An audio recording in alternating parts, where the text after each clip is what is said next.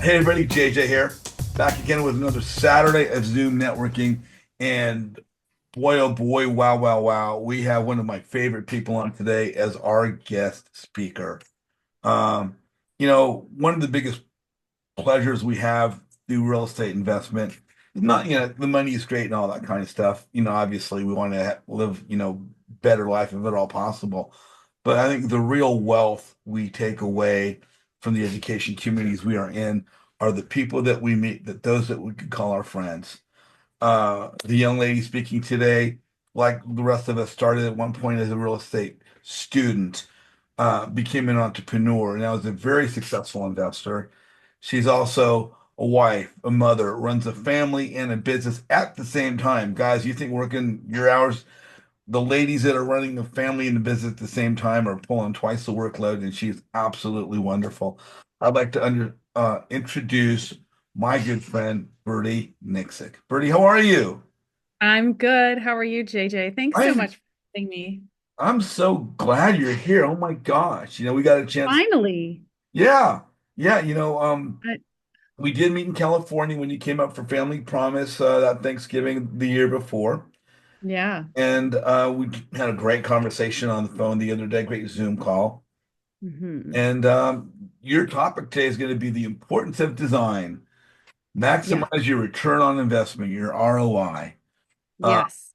I wanted, before we get into your topic, for those that don't know you, where in the country you located? I'm in Charleston, South Carolina. Well, that's beautiful over there. I know Yes. it's I've seen the photos. That's one state I haven't been to yet, but every Oh, yeah. everybody It's knows it's pretty. beautiful down there. So, Yes. you and I met through Sub 2, hmm and it's been going on a few years now, and we've both been in for a minute, as they say. But what were you doing before you became a real estate investor? Was it real estate introduced to you at an earlier age, and you just didn't get into it till Sub 2, or what were you Um, in your 20s out of high school? yeah, I'm still in my 20s. I don't know about you, Well, your but earlier 20s. I know you're let's 28. yeah. No. I was in Southern California. Well, I moved a lot as a kid, but I was an actress for 30 years. So I lived in LA, as many actors do, and did my thing. And when I started having children, you don't often work as a pregnant woman.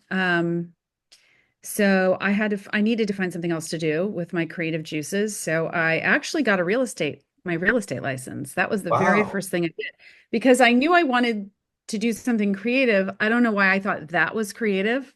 Very strange. But I wanted to get into real estate. So as we often do when we say real estate, we're like, okay, well, I'm either going to be a lender, a broker, an agent, right? So that's kind of, or I'm going to be a general contractor or something. The So traditional way. I, yeah. So, but and I just didn't know. So, and I really, what I will get to is that I really realized very quickly that I did not want to learn how to write contracts and babysit buyers or sellers. What Mhm. I wanted to do was be nosy about what the architecture and design elements were in all of these houses, which I could have simply just done by going to open houses, but clearly I needed to complicate my life. And so, anyway, that was kind of started my journey towards just dipping my toe into something else. And then a few years after that, I started my design company because I realized that that was really what I wanted to do. And so I had been working with lots of friends for free doing their houses. And I realized, that's people get paid for this, and I need to actually build a business. Now, So I started doing it. let me ask you a Yeah. question. Yeah. A lot of people get on, they're investors, are doing wholesaling and rehabbing. But for those that don't know, what is a designer? What does a designer do? Oh, well, so I got into interior design. So I basically would be hired by clients, friends, started with friends and then their friends and so on and so forth. And I was only doing word of mouth. I did not want to have a website. I didn't want random people calling me because again, like JJ said, I was married, I had three kids. I was an actress. I went on auditions all the time and I worked. So sometimes I would have to go away. I wanted people to know who I was without having to sell myself in my business. I really wanted just a plug and play referral business. So I would get hired and I would go in for anything from just a refresh of a bathroom or some room to a full gut remodel. And then I started moving into exterior rooms. As many of you know, Southern California is very, very big on the outside spaces. So outdoor living is an extension of your indoor living. And I started working with landscape architects, and I had a mixture of exterior and interior remodels and just design clients. So I started building that out, and I really enjoyed it. But it was honestly, it was my side hustle. Acting was something I did for many, many years, and it's kind of that's who I identified with. Although the design part was something I could control, Mhm. which then very much became my happy place because Hollywood isn't that nice. Yeah. and you don't have a lot of control. It's like it's almost like having a W-2, but you don't actually get a paycheck all the time. It's a very weird, it's a very weird thing. So I yeah, so I did that and we moved right at the beginning of COVID, we moved to Charleston and I wasn't sure how I was going to create I didn't know if I wanted to do the design thing anymore. But what I realized once I joined Sub 2, which was, oh my gosh, you guys, today is my 2 year anniversary. I just realized that. That's so awesome. There you go. Congratulations. So here I am. It's been 2 years today. That's so funny. Wow. That makes me all like warm and fuzzy inside. That's so cool. So Um, so I when you can't got believe I in, didn't think of when this. you got into Sub 2, you already had design background in design. As Yeah. you moved in, I mean, I know that people talk about, you know, we can be the acquisition manager, the dispo manager, the transaction coordinator, the integrator. As you started with Step 2, how long did it take you to see that weaving your design experience into the mix was where you wanted to go? Oh my gosh. I'm almost embarrassed to say this because but this just goes to show it's like a mindset thing, right? So you come into this community and everyone here understands this. It's really it's an amazing place where you meet amazing people. And even if you don't like love, love, love and want to partner with everyone, there's so much joy in just meeting people and listening to their stories and seeing what they're doing and getting excited about what they're doing. But so the mindset thing was huge, but I wanted to figure out how I could pour into other people.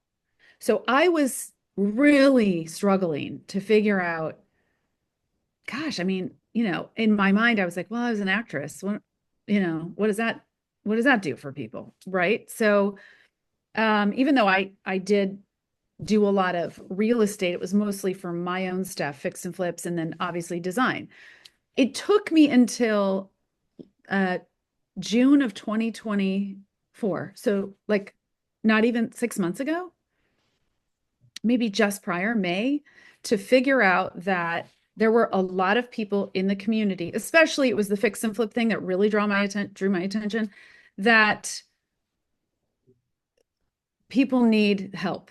I was seeing a lot of things being posted and thinking, oh, they might have left some money on the table here, or that was a big mistake. And of course, I'm not being critical to be critical, just from the lens of understanding the elements of design and what sells and what is maybe too much of something and not enough of something else, whatever. So I started to talk to people about helping them, just kind of offering to consult. And then very quickly I turned that into a consultation business inside the community called the Flyby. I love to travel. I will go visit people's really cool projects. I really get a lot of joy out of that. And so I started to create this program where I do a flat fee. I fly to the project. And by the way, this isn't just for fix and flips. It's for, hotels. It's for hotel conversions to residential. It's for mid-term rental. It's for short-term rental. It's for Multifamily, businesses, multifamily. multifamily, anything that requires you putting a little love into it.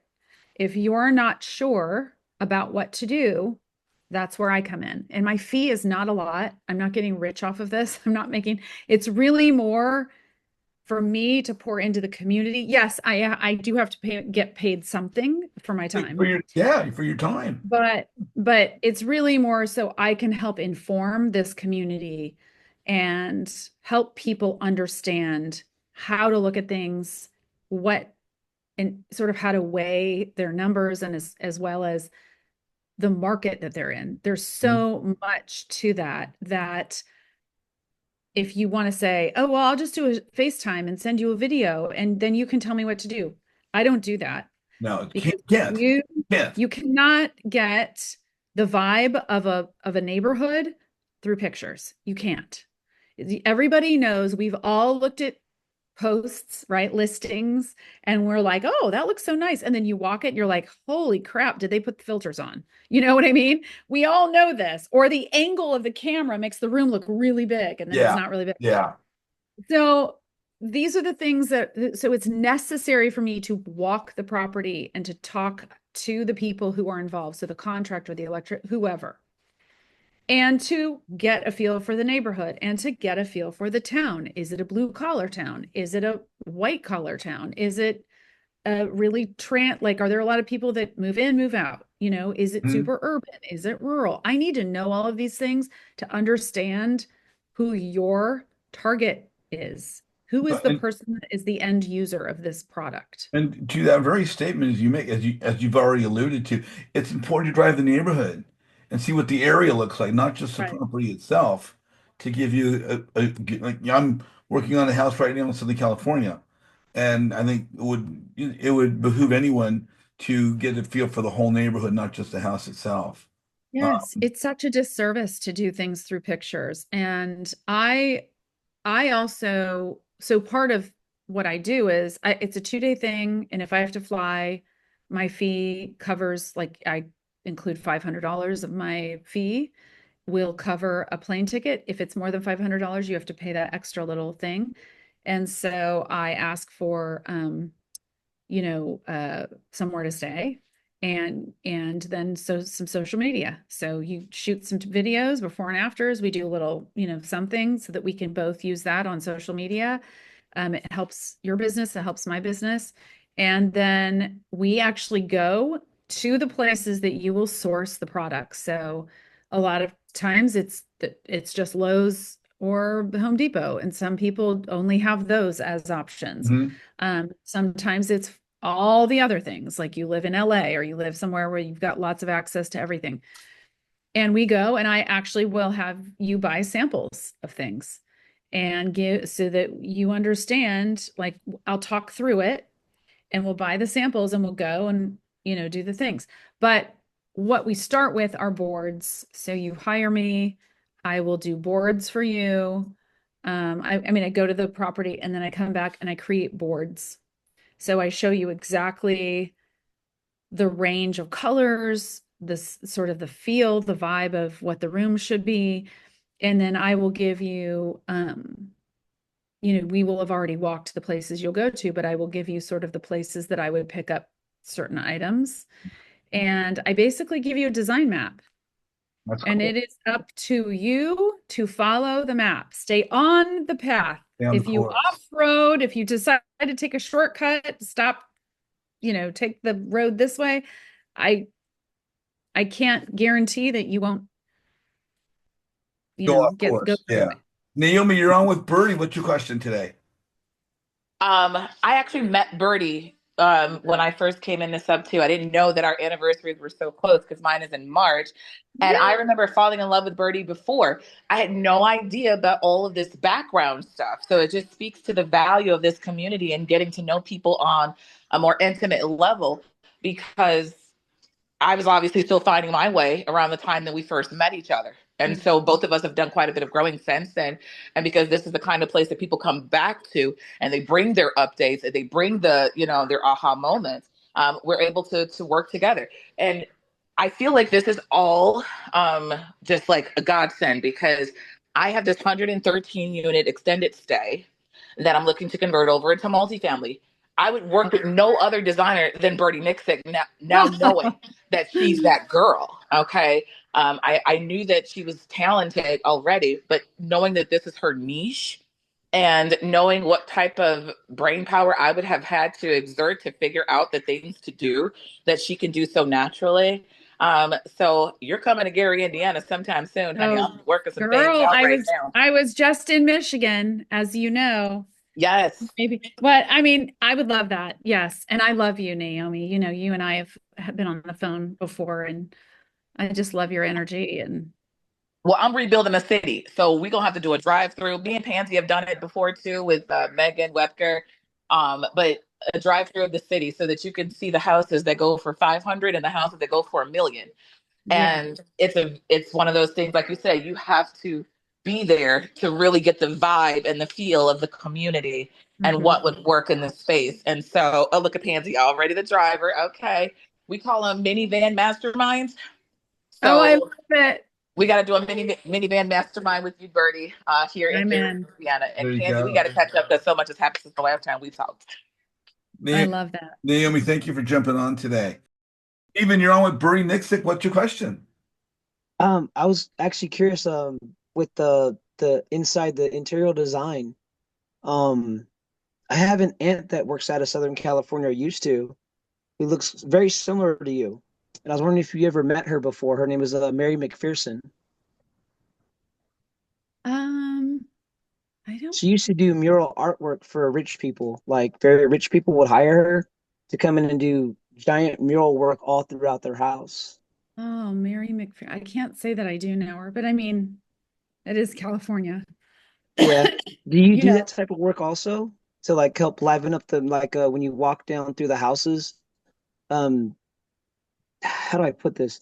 You just, I guess what I'm trying to ask is, how do you really make the house stand out from the inside? so I mean, well, it depends on how do I say this? I always start with the outside, Okay. meaning I'm not saying I redo the outside, but I always get a feel for what the architecture is Mhm. first. And then as I go in, and I obviously get to know the owner of the home. So if it is a fix and flip, that's more in line with what I was just saying about getting to understand who the target buyer would be. And it requires me being there physically because I do have to understand these neighborhoods. Um, so for the inside, it's really just understanding aesthetics and understanding trends and having thankfully as this is one of my superpowers. So it's something that I was able to hone in my entire life, but I moved a lot as a kid. So I truly believe that because I was always moving and always setting up my little room, which was my safe space, like my little special place, that I created a real sense of creating a peaceful, happy, whatever space for myself. I Yeah. always just was inclined. I also was inclined. I think you sometimes have just a natural gift, and sometimes you have to develop the gifts that you're not as strong at. I always had a natural inclination towards spatial flow and the function of rooms, and also just the finishes and understanding what's trending, and also not what is currently trending, but what is coming maybe next year or the year after, just understanding that. So I'm a student of it. I love going to museums. I love going to, uh, or I just sit at home. I get every magazine you can think of, and I literally study it. I read the articles. I look at the architects. What are the new trends with building materials? What's the color palette? What was the color palette 5 years ago? What is the color palette now? And then I can usually discern what the um, coming color palettes will be just based on that. I don't know why, but I just have been a student of it for so long that I am able to walk into a home and get a feel for flow and function and finishes. It's amazing. So do you target, I mean, out of the houses that you do you target more high-end houses, or you would help like spruce up a neighborhood kind of thing? No, I have done a whole range. I mean, I did have my business was in Manhattan Beach, which in Southern California is a very nice area. So the houses that I worked on that they were between like 2 million and 12 million. So those are, but when you say $2 million in Southern California, that's almost like a little bit nicer than a garage. No, I know what you're talking about. I So used I to live mean, in Orange County. yeah, so you get it. But you know, I have done first time home buyer homes. I have done fix and flips in neighborhoods that were just starting to transform, where there was still a chain link fence and not a living piece of grass in the whole yard. I've done those. Got Um, you. so I can do many. I often tell people if you have a mobile home park and you say the park owns 3 or 4 of those homes and you want to flip mobile homes, I probably would not say to hire me because I've never flipped a mobile. I don't know what materials you use in mobile homes. There are certain markets that I'm not going to help you do better at your job. And I don't want someone to pay me to be guessing. I don't want to do that. Okay. I would love when they post your contact information for future projects that I have coming up. Absolutely. We're in Texas too, so it's a little bit different, but Texas is really nice too. Yeah. I've done a couple projects. I've done one in Houston sorry, 2 in Houston and 1 in Austin just in the last few months. Oh, nice. So you So know the area, and that'd be yeah, cool. a little bit. It'd be cool to eventually work with you one day. Thank you. I appreciate that. Well, Definitely. she's Thank you for absolutely answering my awesome. question. Steven, thanks for joining us today. And let's you and I connect on Facebook. I sent you a friend request so we could tag you in the post today, okay? Definitely. Thank you so much. Thanks, Stephen. Paul Hernandez, you are on with Birdie. What's your question? Hi, JJ. Hi, Birdie. Hi, Paul. So, on all your acting jobs, did you become good friends with the set designers? And what's the next color palette? Oh, good questions. Good questions. I did not really become friends with the set designers, um, mainly because I did a lot of, I mean, so when you're an actor, you come in, it doesn't matter if you're commercial, film, or TV, you're coming in well after the set has been built and put together. So, the set designers are nowhere near where I would be, so they bring me in, I do my role, do my thing, and then they're breaking it down well after I'm already gone, if that makes sense. Uh, So no, was not, but there were prop people there that I would chit chat with that usually had some maybe little experiences in the design space, but no set designers. yeah, because I know it's Um, very interesting. I knew the woman that did Dick Tracy with, oh wow. so that was fascinating. Yeah, And her those apartment is people are a crazy. whole different, like, that's a whole different. My daughter goes to SCAD, which is Savannah College of Art and Design. And so when you think set designers, they're really more like stage design. So if you look at, Yeah, yeah, musicals or plays, I mean, they're building. yeah. These are like people who are like shop experts, right? They've got real skill sets for creating a world like almost like more contractor version than Mechanical engineers, electrical engineers are yeah, they're right. brilliant.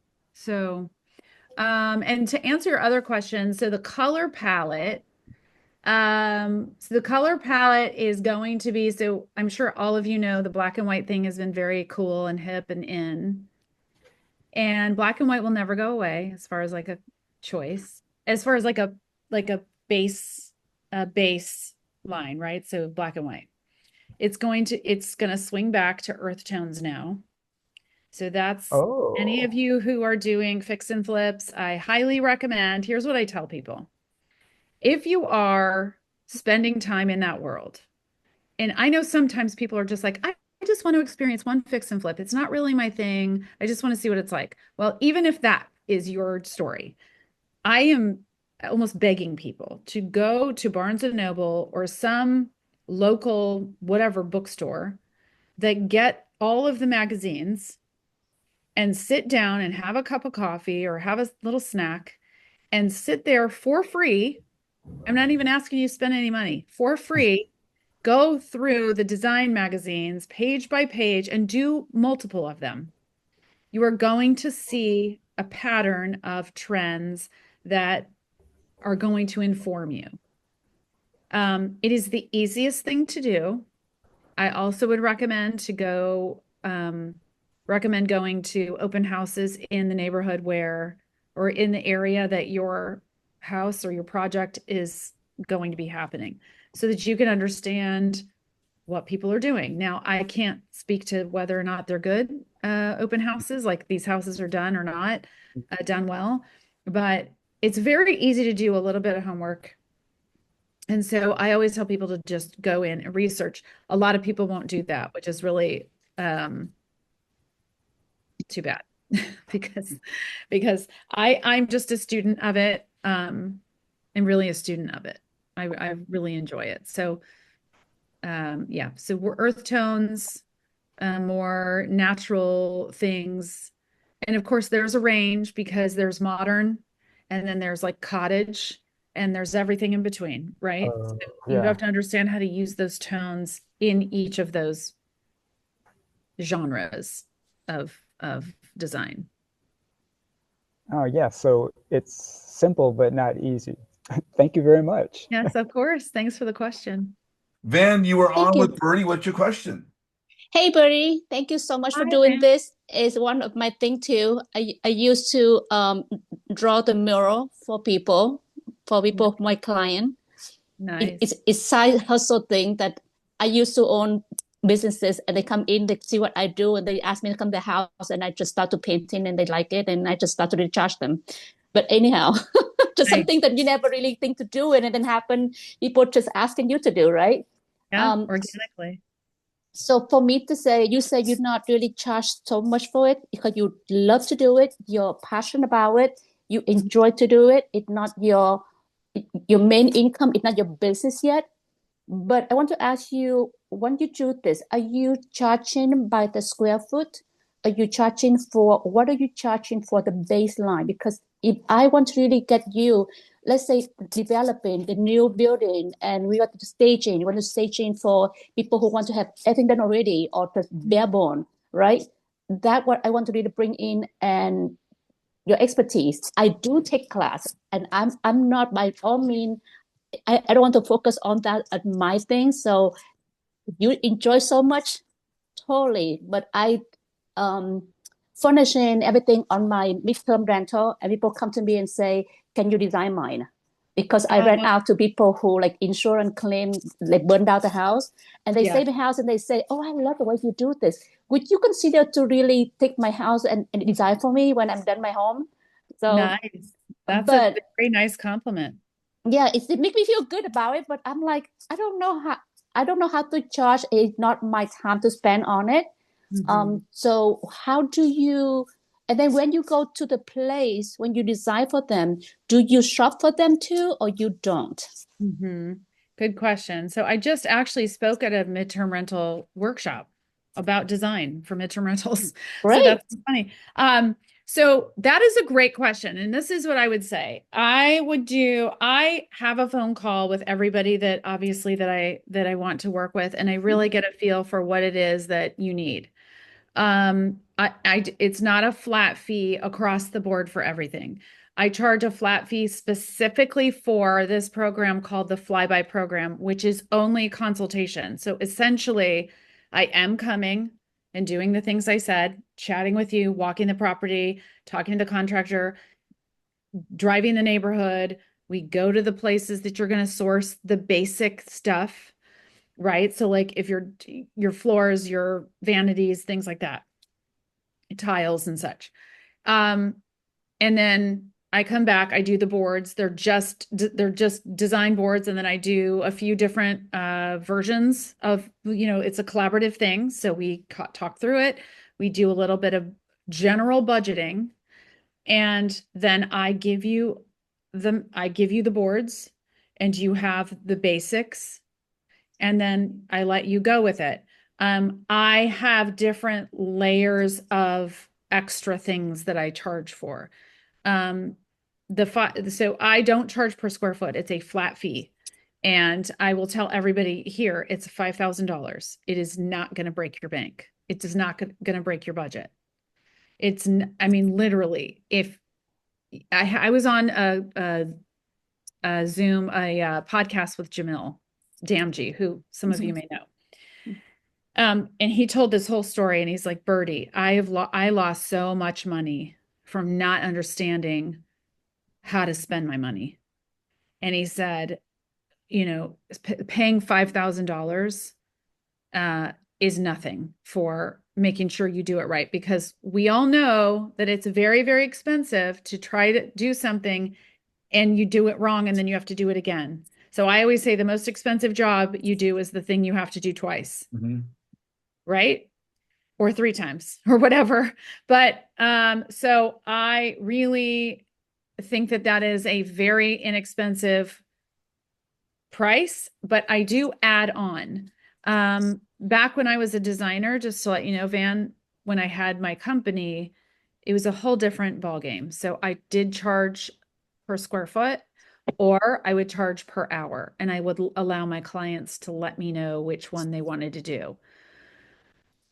So Question for you, another one for you is, when you do that, do you take on, mostly you have to work with the contractor, from beginning engineering. So you have to really work with them on that too, original, or you can really jump on in already done, bare bone, or like old house turn into something else, or just like refurnishing, redesigning, color scheme?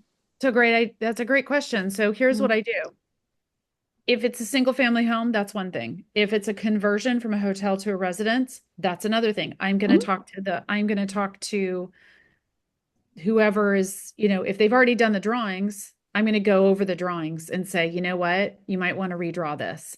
I don't necessarily talk to engineer. That's more, I would talk to an architect. I would talk to the builder, a contractor. I've done commercial properties as well. So I redid a JJ. I don't know if I told you this. I redid a 12,000 square foot meat packing warehouse. No way. Culver City. Wow. Turned it into a very chic, chic hipster, not chic, super like fancy. Sound like New York City. Music managers' offices.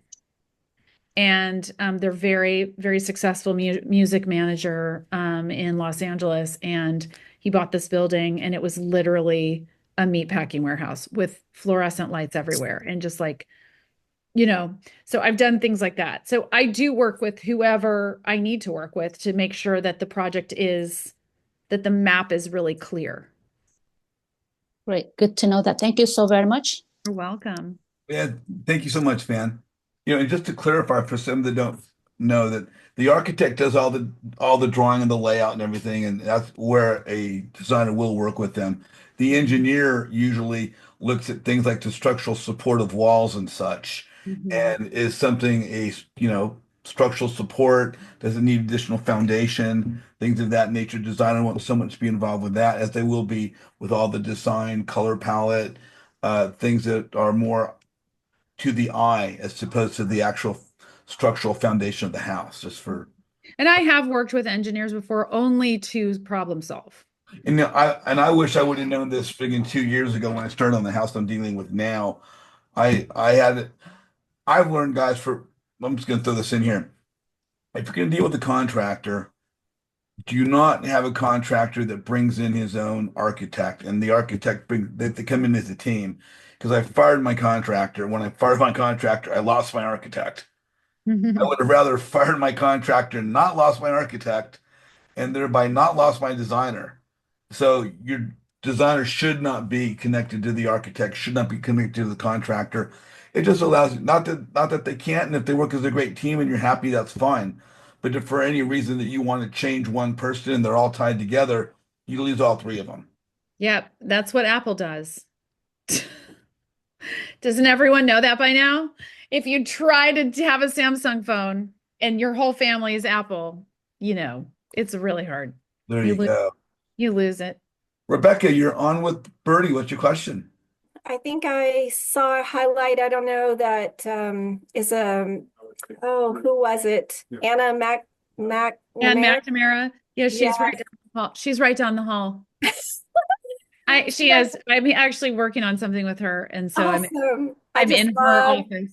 love what she's doing all over the place. But I follow her and I follow you because I follow her. Oh, I'm working on a house in Wyoming. oh, nice. Whenever we've flipped about 22 homes, and when we work on a house, it kind of was brought up about trends. So I kind of wanted to, like, I don't want to take this mid-century modern and because it's farmhouse make it a farmhouse. That's, to me, I just want to make every house I get the best house it can be. Exactly. And I want to let it speak its right. language. Yeah. I don't want to try to change its language. Right. Right. There's a story. You want the story from the outside of the house. When you see the house and you're in this place, Wyoming, Dallas, Chicago, wherever, and you have this feeling of this neighborhood, and you walk into this house, there's a story that's going to be told. And if the story feels disconnected from what it feels like outside the house when you look at the house, and then you walk in and it's a totally different story, you are either not going to want to read that story or you're going to be confused the whole time you're there. Yeah. So the house is bubblegum pink brick. Oh, dang it. That's all Uh, I can say about that. that's a Dang part of it. the story I want to change. Yeah. Would You you gotta- paint it or Yeah. would you stain it? I would paint it. You would paint it. Would Yeah. you paint the grout lines and the brick? Yeah, just paint all of it. Well, I don't know what. You're just going to have to come. Your money's on its way. Yeah, Just- okay. Yeah, you have to paint it. And brick is tricky because I am a lover of, I live in Charleston. I don't know if any of you are familiar with Charleston. It's a historic city. I left LA and I love LA for very many reasons, especially the time zone, which JJ and I were talking about the friggin' West Coast time zone being the best. And I can't, anyway, Charleston is full of rich history and it's delicious. And painting brick it's something I take very seriously. But when you have pink bubblegum brick, by the way, trying to paint the brick and not paint the grout lines would be an absolute money sucker. Like asking people how would they even do that? I don't even know. But yeah, you They paint. do it around here. It's Wow. done. I would have to ask Albert Hamburg. He is a painter extraordinaire. Yeah, I don't know how much Yeah. money I would charge to do that. He has to paint every brick and he uses a roller and he doesn't press too hard and he doesn't press too light and Wow. it's a whole thing. Wow. And he does a wall a day. He's fast, he's good. And he says that way if you don't seal the concrete mortar, then it can still weep because we have snow and we have moisture. Right. That's a good point. If you have somebody like that is good and fast, I'm all for hiring the best at what they do. 100%. I just have never met anybody who would paint one brick at a time. So he also does dark meet this stain. man. So he said, it could be stained a dark color, but like you were saying, the black and white's a big deal. These big black houses. Well, let me tell you something. I don't want to drive down the block and go, oh, look, that's a 90s home. Oh, look at that kitchen, that Tuscan kitchen, and that happened. I do not want that. Right, exactly. I want this house to live in its space with the big trees and the nice big the porch. It has overhangs of 4 feet all around the house. Love that. So it has a lot of the architectural aspects. I just want to let it breathe. I just Yeah. want it to be the best it can be. And I not don't be want, pink. yeah, and not be pink. Yeah, Yeah. exactly. So about the trend thing, well, we're going to do whatever the trending colors are. I'd rather do what speaks best to the house, what the lighting. So you coming makes a big, huge, that when you said that, I was like mind blown, because I don't think that you can put up colors on a wall and just say, oh yeah, Chantilly lights will look great in there. Yeah. Antique Yeah. white or dove white, or just do, and I'm like, but it doesn't look the same in my house as it Nope. looks in your house. It I does have not. southern light and That's a I'm good point. facing north, and I just think all that makes a difference. But It I know, does. And you're so smart, Rebecca, to know that. I mean, when I lived in LA, I had my favorite colors and I used Farrow and Ball a lot and Benjamin Moore. And on the East Coast, it's Sherwin-Williams all the way. And I mean, I could use whatever I want, but Sherwin-Williams is more readily available, and Farrow and Ball. But the point is no, the colors are completely different. And what I used to use in LA does not look good at all in Charleston, and would be vice versa. But yeah, you're 100% right. Which way the windows face, how many windows there are, what region of the country you're in. I mean, the lighting is completely different. So I don't know if you've ever done one of those tests before. I'm like, oh, 70% traditional, but you got to throw in a dash of coastal because I'm from Corpus Christi, Texas. oh, nice. So I just have to have that little bit of natural stuff going on. Uh-huh. But we'll talk again. I'm so excited. Yes. I know more about what you do. Thank you so Thanks, much. Rebecca. Thanks for the good question. Thanks for being with us today, Becca. Thank you so much for having us, JJ. Hey, Birdie. I've been Hi. trying to get a hold of you for a while. I have a beautiful young lady in my home who is 16, turning 17 today, and she has taken interior design. She has an amazing gift towards art, and she has been doing the backdrop to the plays at school. And I'm just curious, your thought on going from the interior design classes and inspiring young ladies who are moving into your zone, like maybe a couple pieces of advice you might have, as well as I'm just so like, I just had to tell you that when you said that you don't do mobile homes, like that is so impressive for you to say, I know what my zone is, and that's not my zone. And for you to just know that and be able to just be very firm in it is beautiful. It really shows Oh. your integrity and your skill set and your knowledge, and just how you show up is very professional. Oh, thank you. I appreciate that. Yeah, it's really just I don't want to try to help people. I want to help people learn. I want to give people confidence in the tools to do these projects and gain knowledge. And so because I don't know the materials and the types of things that are used in mobile homes, I don't feel comfortable. I wouldn't also like RVs. One thing I am trying to get into, which I will, and this is my on my 5-year goal list, is to work on a yacht. That is one of my things, and it's completely different, totally different materials. So if anyone has a yacht, yeah, I know, let me know. Anyway, thank you for your question. So my advice would be, I honestly would say just get yourself around. It's amazing that she's doing hands-on experience with the theater stuff and all of that. It's really important to be surrounding yourself with people who are doing what you want to do, which is what we all do in this space, right?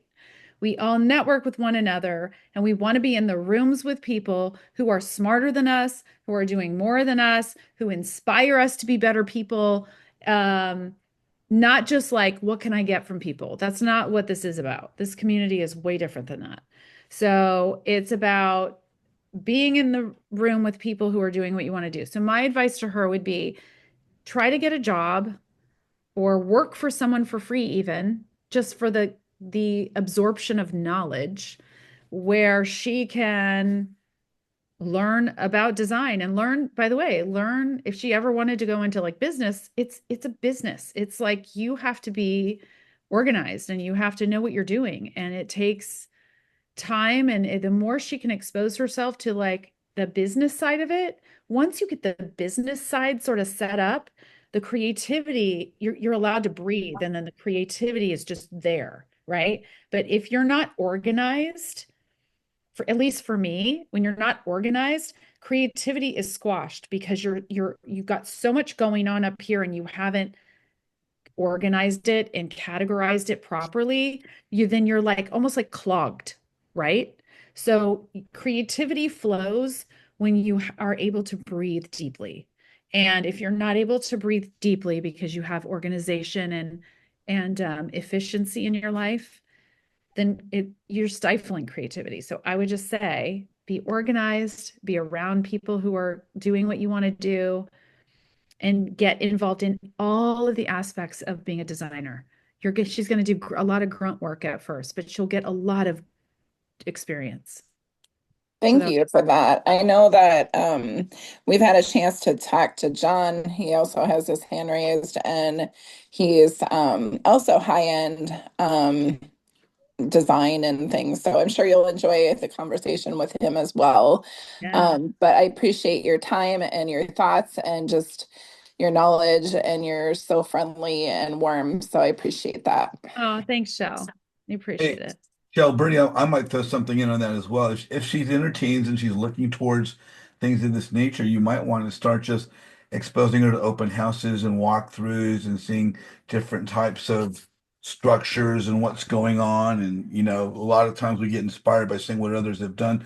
As Birdie was saying earlier, through magazines and through this, these type of things, but of course also seeing what other designers are doing. But sometimes just, for like kids, just walking through a house, seeing a house being built, seeing how it's coming together. My house, as a matter of fact, in Glendale, California, we're gonna have a walk a week from today.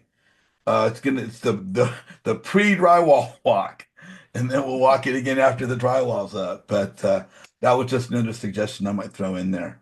Shell, thank you so much for joining us. Thank you so much for coming in today. John Salidas. John, welcome to the call. You're on with Birdie. What's your question? Hi, John. Hey, Birdie, how you doing? Good. How are you?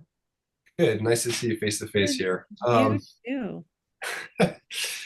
So yeah, my question is like, it's kind of funny because like I recently had a project with the designer involved that we did actually bring onto the original designer that we brought into because the client asked, well, should we have a designer to make this easier? And a few times I've had good luck and bad luck. It could be easier, it could not be easier, and it depends on. And I sometimes I feel like, what could I have done easier or better to make this easier for me with the designer and whether and I guess like this last time, the first designer we brought in, the client was like, you guys decide on whether you want to work with her or not, which was really cool of her. And we didn't want to work with that first one, and just because we didn't like a couple things that she had said, and then we had another one that we found, and that one seemed like it was going to really work out, but then she had this in with this very expensive local cabinet maker that she had been working with for like 40 years or something, and the cabinet company was in a mix of changing hands, which we didn't know at the time. And the cabinets came to us to be like really, really bad shape and really poorly made and really expensive and really hard to install and didn't fit. And there was like, this is still going through it all. Wow. And, like I thought it would have been like much more like, I tried to bring her the designer into the conversation with the cabinet maker because, basically she was approving things even though she wasn't on the contract. And there was some change orders, but she wasn't on the contract for the change orders that we didn't even hear about. And so there was like all this mix up stuff. And I just was wondering, like, when you deal with clients and contractors, who are actually working the house, and you bring in, maybe, like, I don't know if you ever bring in some other contractor or third party into the system, but like, if that were to go awry, would you not feel like inclined to like come into the conversation and be like, look, I've been working with these guys for a long time and I've never seen a cabinets come like this. And Yes, 100%. Well, that's part of, and I don't know what his contract says, but part of the business that I had, this is what I will say. So when I had my business in Southern California, it was a traditional design business. So probably what do you do, John? Are you an architect, or what is your? I'm a general contractor. We Okay. do, yeah. I mean, I'm moving. I have a company. I'm part owner of a company I do. I've been doing it for 26 years or whatever it is. That's awesome. Yeah. Yeah, but So, yeah. so typically for me, as you know, when I was hired before, it was the owners of the house or the project, that building or whatever, would bring me on usually after they'd already hired the contractor. So it was more, I personally never liked to work for JJ's exact reason directly with like one or two contractors. It's not that I liked working with many of them, but I wasn't tied to them. I wasn't, married to, well, when you get a job Yeah. and the We designer. weren't paying. Just to be sure, just to say this, we weren't paying. Didn't have a contract with the designer, and it was the Right. homeowner who was actually hiring that person too. So she had to agree that she liked them. And it Yeah. was, So typically, yeah, my contract would be with the homeowner. So I have, as we all do in our businesses, we make mistakes. There's human error in everything. So I have had to purchase mistakes, and those are painful moments. But guess what? I call that a college degree in that particular in cabinet yeah, making, right? I yeah, just got a degree in cabinet making because I literally I've never done that, but I mismeasured, or I've owned front doors. I've owned sofas. I have had to suck it up. That's part of the risk of putting your stamp on something. yeah, And yeah, 100%. Like if, for the program that I was discussing that I'm doing inside the community, which is not the only thing I do have a small, but I'm really trying to, for me, I'm trying to stay in the consultation space now because I want to work with creative real estate investors who, in whatever those roles are, like I would work with a contractor, I would work with a builder, I would work with a fix and flipper, what I don't want to do is babysit the project. So my preference is that I come in and I give the map and I say, you homeowner and you contractor, you guys decide what the best quality of cabinets, here's what I would do. This is the look. This is, you guys know the measurements. You hire who you think you want to use, and that's on you guys. I'm going to give you the map. I'm going to tell you the price range you can expect to spend.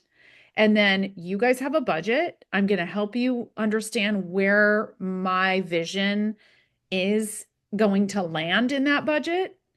Like, I think you need to raise it 5,000, or I think you're fine, right? So like helping people understand where the budget might be a little slim and you might need to move into a little bit more money, or where maybe you over budgeted for something that you don't need to spend on, and like, you know what I mean? So I help with that, but I don't, now in my life, I have decided, because I want to do this going forward and I'm trying to scale it, that I don't want to babysit contractors and subs. So I leave that up to the contractor and the owner of the project. yeah, It's really that's the part that was the hardest part, is dealing with human error. And honestly, like I ended up babysitting a lot of jobs, and the contractors would come in and we would talk through things, and then they would go away and they would do their other projects or whatever. But what ended up happening was I would be there babysitting the installation of this, the da da da da da. The guys would not show up on time, or I would have to get somebody else in there like that I use for my own fix and flips because they didn't show up. And then the contractor would show up on Friday to collect money. And that happened to me so much. And it really made me mad because then, by the way, the client was paying me hourly. If that were the case, the client was paying me hourly. I'm charging them for all the hours I just had to spend project managing. Right. And that's not the way it should be, really, right? Yeah. So I mean, I guess part of the problem is that there were expectations set up that we didn't get to hear about or any of that. And then, and some of the things I personally thought were just horrible ideas. And there would be like, well, this is, like she would say, oh, this is going to be cheaper to do it this way. And when it was in fact, not at all, or I think we should put a door here. And it's like, well, that would be still involved, expensive. No, thankfully she left. She's out of that story now, but then you have to clean up the mess. Yeah. We're almost done, but I got to clean up the mess, and I'm never going to be able to recoup, honestly, because there were just so many problems with these. It was so many problems with the cabinets. Unbelievable, honestly. Honestly, that's a direct kitchen, $60,000 cabinets. Yeah, that is her responsibility for bringing that person in. But at the same time, I would be going, obviously going straight to the cabinet company and be like, if you would like to have more business and I would like to use you, if you guys can remedy this, that says a lot about the character of you, your business. But I would want the cabinet company to remedy it. So if they did a crappy job one time, who's to say they won't the next time? Yeah, with the change of order, with the change of company, people who are coming who basically bought into it, and the guy who's been running it for 50 years is now leaving, but is like still the same company is what he was trying to claim. But like realistically, the people involved weren't the people who made our cabinets, and we already knew that was a very good reputation. That's bad. It was really bad, and it makes us look terrible because we can't actually, there's no fixing it, really. It's like we practically would have to, like, all the faces would have to get replaced at the very minimum, the fronts. But anyway, I'm sorry. I'm scared of designers. I am. I'm scared. I know. I was like, you know what? This hasn't, or she'd be like, oh, get this vanity. And then, like, we try to go get the vanity, and there's just no getting it. Like, well, it looks nice online, but you can't buy it. And so then it's a lot of back and forth and that sort of thing. So that was my last real quick question is, do you help source the thing, or it sounded like you do. You'd be like, oh, this is where you can get it. Look, I will help source some basic things. But I do add on, there's $1,000 add-on if you want me to really go deep into the spreadsheet and put like, here's where you buy all the kitchen things. Here's where you buy all the, I will source, like, help you do the basics. But yes, I'm always available to my clients that I work with in regards to, like, they'll work on another house and be like, hey, can you remind me of where that cabinet thing was that we saw? Like, I'm not going to not respond. I want people to be successful at this. Awesome. So, I understand. There's a lot of, listen, in every trade, we all have had bad plumbers, bad electricians, bad builders, bad designers, bad furniture. We flawed humans are everywhere. Right. And it's unfortunate. We're all flawed is the truth. Yeah. So I try good luck. Thank you. I appreciate it. And I'm going to try to hit you up on Facebook again, because I did, and I don't know if you saw it. JJ's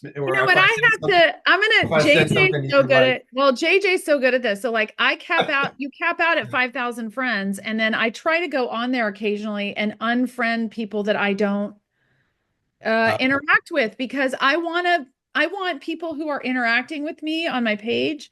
And if I've capped out and I don't go on there, I have to get rid of people that I don't. So Birdie, we can talk about that. There's actually a process I have for purging one's friends list and making sure it's current, and we can go over that at a later time. Okay. Yeah. Anyway. I always, well, let's get back to John. John, did we answer your question? You did. It was so great. Thank you very much. Thanks, John. Thank you so much, Appreciate my it. friend. Birdie, I really want to thank you for being on today. We've got more questions we couldn't even get to. I know you're on a time limit here today. I got a couple last questions for you before we close out. Sure. One, if people want to reach out to you, people on the call right now that might have their hand up and have more questions, or people watching on YouTube right now, weeks and months down the line, what is the best way for people to reach out to you? So definitely Facebook. I'm going to fix that. But if you DM me, it does come up and then I can allow it by responding. So Birdie Nicksic on Facebook. On Instagram, it is birdie.nicksic. So those are really the easiest ways to get a hold of me. I often don't have my phone on during working hour. Well, I have a work number and then I have my personal number. So I have it on Do Not Disturb a lot. So really, I will respond on my phone, but I'm on like my computer or driving in the car doing phone calls and things like that. So it's best to reach out on social for sure. Hey, I got one last question. My group's a networking group. I talk about the importance of networking all the time, building relationships. There are people joining these real estate education groups every single day. Some are brand new investors, some are experienced investors coming to real estate education platforms such as Astro Flipping, Gator, Sub2. And often some of these people have never used social media before. They might have had Facebook, but not really used it. But now all the education communities have a Facebook page for their membership. What is the importance for the investor today, new or experienced, to use social media to further their business? It's huge. It's so huge, and I hate that it's so huge, but it is. And so I've heard Pace say this often. I've also heard other big speakers who have big mentorships and speak at big events all the time. If you do not have a social presence, you do not have a business. Period. Also, your brand is what this is what Pace says all the time. I'm going to repeat it. And I'm sure he stole it from someone else. I'm stealing it from him. But if your brand is what people say about you when you're not in the room. So you need to be really intentional with what you put on social media. And it's okay if you haven't been in the past. You can start right now. I have a load of acting things on my social media, and I really struggled with like, do I create a new one for real estate? And Pace and Jamil both told me, no, people want to know what your background is. People want to see where you've been and, and it's a part of your story. And then I was like, oh, okay, that makes sense. And so we're always changing and growing. And if you're not, then you're staying the same. Yeah. But you have to use it. You have to use it. I know it's not always we overthink it, right? It's the way it is. But the more you use it, the easier it is to use it. So just do a little bit. Yeah. Start with like 2 posts a week and then build up to 3 posts. And then, but you have to build that brand. Yeah, very much so. Birdie, I want to thank you for being on today. If you guys are watching on YouTube right now, please like Birdie's video. Please put in the comment section what your takeaways were, what you found most informative. Again, if you want to connect with Birdie, that's going to be through her Instagram page and her Facebook. And her Instagram page is birdie.nicksic right here. And her Facebook page, Birdie Nicksic on Facebook. Feel free to reach out to her with a DM on either platform. And that's the best way to connect with her. If you want to get hold of me, join my networking group, please scan the turquoise QR code. Click the register now button to register for my group. If you want to follow our YouTube channel, see Birdie's video and all the others that we have from our other guest speakers, please scan the purple QR code here, and that will take you to subscribe to our group. Everybody else, if you guys are on the call, do not go away. We're going to continue. We're going to have a little goodbye to Birdie. We're going to say goodbye. Birdie, hang on for a second. Everybody is out there in the social media world. Birdie, we'll see them on Instagram and Facebook, right? Yes. Thanks so much, JJ. And thank you all for coming and asking me great questions. There you go. See y'all soon.